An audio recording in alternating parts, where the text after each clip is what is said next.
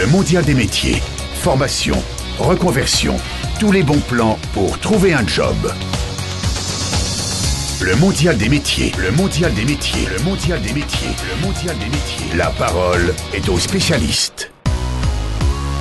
Sur le studio de radio improvisé au cœur du mondial des métiers, avec toujours pour la partie réalisation technique et supervision générale au niveau de la réalisation, les lycéens, les étudiants du lycée Léonard de Vinci de Villefontaine, dans l'Isère. Ils sont là, très nombreux, très actifs, et main dans la main avec les journalistes professionnels, ils produisent des émissions, des sons et des images qui seront disponibles sur le site mondial-métier.fr.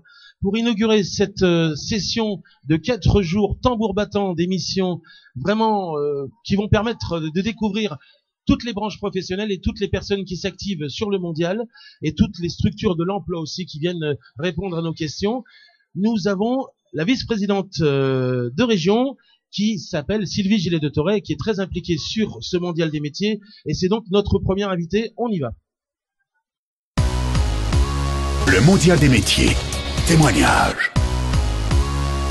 Sylvie Gillet de Toret, bonjour. Bonjour.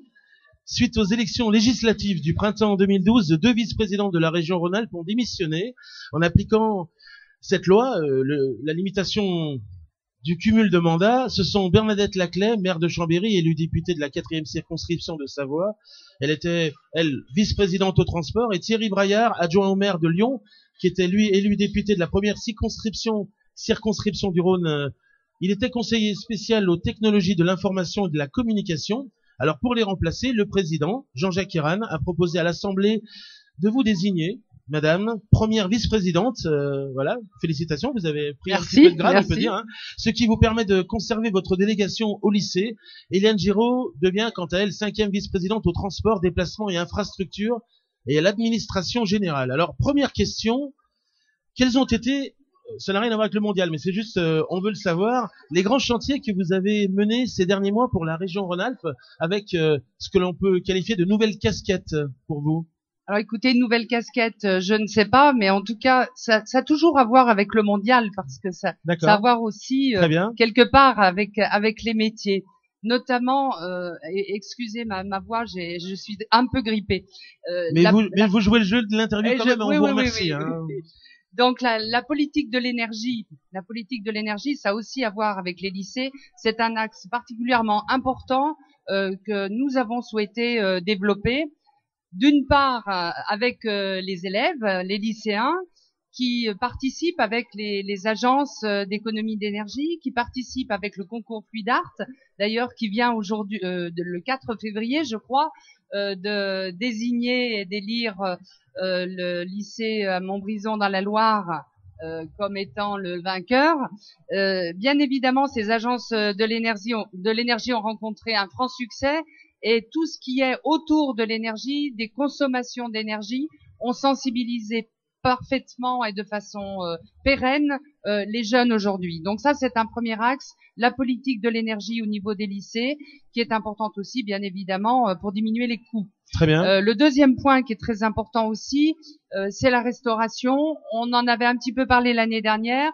Il s'est réalisé aujourd'hui avec notamment la mise en place, ce qui est nouveau, d'un fonds régional d'aide à la restauration qui a été voté en juillet 2012, d'un montant considérable puisqu'il est de 543 000 € et qui complète l'aide de l'État pour soutenir notamment les familles qui sont en difficulté. Et puis, bien évidemment, on ne peut pas parler de lycée sans parler de plan pluriannuel d'investissement, de restructuration et de réhabilitation. Nous continuons pour que d'ici 2014-2015, la quasi-totalité des lycées soit réhabilitée. Et puis, bien évidemment, j'oublie pas non plus, et c'est ce qui est important dans le cadre des projets d'établissement, les projets Eureka, avec la notion de guichet unique et des projets qui sont à disposition des élèves et des enseignants. Vous êtes bien occupé finalement, hein? Je ne m'ennuie pas. Alors Sylvie Gillet de Toret, expliquez-nous pourquoi cet événement sur lequel nous sommes tous réunis aujourd'hui, le mondial des métiers, doit selon vous continuer d'exister, et surtout pourquoi il y a une vraie volonté de la part de la région de pérenniser ce mondial des métiers.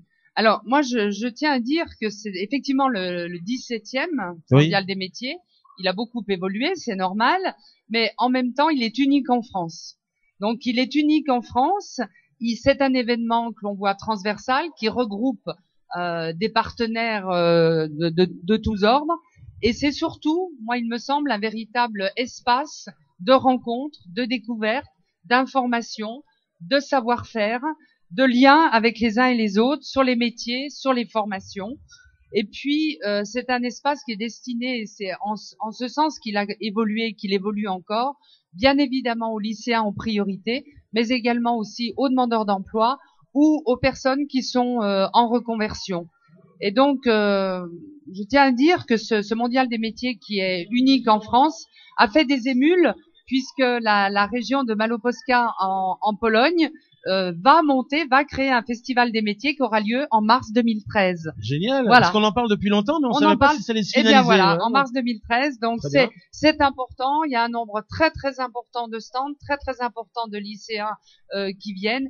Et j'espère que pour eux, ce sera extrêmement profitable. Et pour le coup, Małopolska vient souvent nous voir ici sur le mondial. Est-ce que la région va faire l'effort de partir sur la Pologne pour le coup? Écoutez, on verra. Mais en tout état de cause, on sera attentif à ce que Małopolska fait. Et on est là aussi pour accompagner et réciproquement, parce que c'est bien la notion d'échange. Il y a plusieurs délégations étrangères qui sont venues pour prendre des idées sur ce mondial, qui aimeraient bien reproduire chez eux. On parlait de Barcelone, par exemple, aussi. Oui, et donc on a eu plusieurs qui sont présentes d'ailleurs ici, qui sont la Suisse. Il y a le Bade-Württemberg, bien évidemment, fait partie des 4 moteurs. Mais il y a aussi des délégations de jeunes qui viennent de l'association internationale des régions de France, et puis qui viennent de pays d'Afrique noire, comme le Congo ou le Sénégal. Et je crois que ça, c'est important, c'est cette ouverture aussi à l'international du mondial des métiers. Et le mot mondial prend tout son sens, parce que là, finalement, on va au-delà de nos frontières.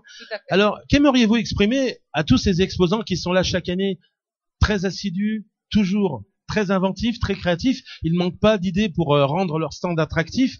Et qu'est-ce que vous aimeriez donc leur exprimer? Surtout à ceux qui sont là depuis le début, mais aussi, on va le dire, à ceux qui sont venus nous rejoindre, parce que chaque année, ça grossit. Hein. Voilà, chaque année, ça grossit, puisque on a beaucoup travaillé avec la ROM notamment, pour que les métiers qui sont émergents, des métiers qui sont en tension, qui sont pas forcément visibles réellement, puissent venir ici au Mondial des métiers, comme les métiers de la protection judiciaire, juridique ou vétérinaire, par exemple. Et moi, je tiens vraiment à dire à tous ces exposants, dans un premier temps, merci. Je crois que ça, c'est important, parce que sans les exposants, il n'y aurait pas de Mondial des métiers. Et les exposants, bien évidemment, c'est un réseau d'échange, donc c'est aussi pour eux intéressant de rencontrer ces jeunes, ces demandeurs d'emploi, de leur montrer les métiers. C'est un lien transversal avec les uns et les autres, mais en même temps, c'est un grand investissement personnel, une grande disponibilité, et puis, comme vous l'avez souligné, une grande inventivité. Ils essayent à chaque fois de rendre plus attractif leur stand, de faire en sorte que, en fait, les personnes, que ce soit les jeunes ou les demandeurs d'emploi ou les autres, aient envie de venir et notamment de voir ce qui s'y fait. Je crois que la notion de savoir-faire en termes matériels, notamment il y a pas mal de métiers qui ont la possibilité de montrer leur savoir-faire, c'est extrêmement important et c'est le désir aussi des exposants et je tiens vraiment à les remercier. Il y a beaucoup de visuels, on explique, on démontre que l'on a du savoir-faire, que tous les métiers peuvent être finalement séduisants si vraiment on s'investit dans une branche et qu'on peut être très bien accompagné par des professionnels. Et la première démarche, c'est d'aller les rencontrer sur le mondial. Alors, quel regard portez-vous sur l'association qui organise ce mondial, que l'on appelle la ROM? Écoutez, ils sont pas très nombreux, ils font beaucoup de travail. Ils sont pas très nombreux, ils sont très efficaces. Ils travaillent beaucoup dans l'ombre toute l'année, parce qu'aujourd'hui il y a le mondial, mais il faut le préparer et il faut bien une bonne année pour préparer ce mondial. Il y a un énorme travail en amont avec l'ensemble des partenaires, avec des réunions de travail avec tous les exposants, notamment les représentants. Et donc moi je tiens vraiment à les remercier parce que c'est pas facile d'organiser ce type de forum, de mondial, et surtout de faire en sorte de le faire reconnaître pour qu'il soit pérennisé. Et lorsqu'on parle du 17e mondial, il a su évoluer avec les évolutions de notre société, avec les évolutions pédagogiques. Il a su évoluer aussi avec nos technologies. Et donc, ils sont peut-être pas nombreux, ils sont efficaces et surtout, ils savent travailler avec les uns et les autres. Le dernier message, ça sera la dernière question.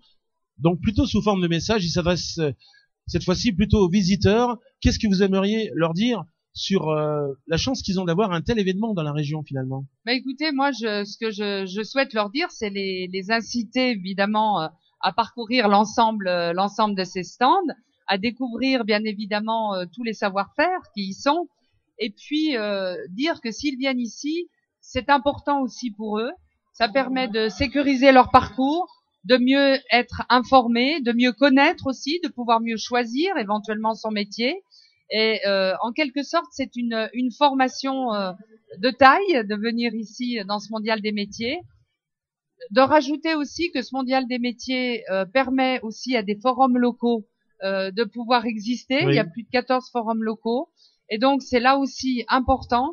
Et donc, à tous ces jeunes notamment, mais les moins jeunes aussi, qui viennent ici, de pas hésiter à discuter avec les personnes qui sont sur les stands, avec les professionnels, pour mieux connaître les métiers, pour mieux s'orienter et pour surtout après mieux pouvoir démarrer dans la vie. Sylvie Gillet de Toré, au nom de tous les exposants du mondial, y compris cet espace qui a grandi cette année, médias, communication, information, bravo aux lycéens, aux journalistes qui vont venir nous voir. Je tiens vraiment à vous remercier parce que je sais que vous battez chaque jour pour que cet événement reste et soit pérenne. Donc merci, oui, au nom de tout le monde. Bah, merci beaucoup à vous et j'espère qu'il restera encore longtemps. Voilà, on va passer maintenant à l'inauguration. Bon mondial à vous. Hein. Merci beaucoup et merci à tous. Merci.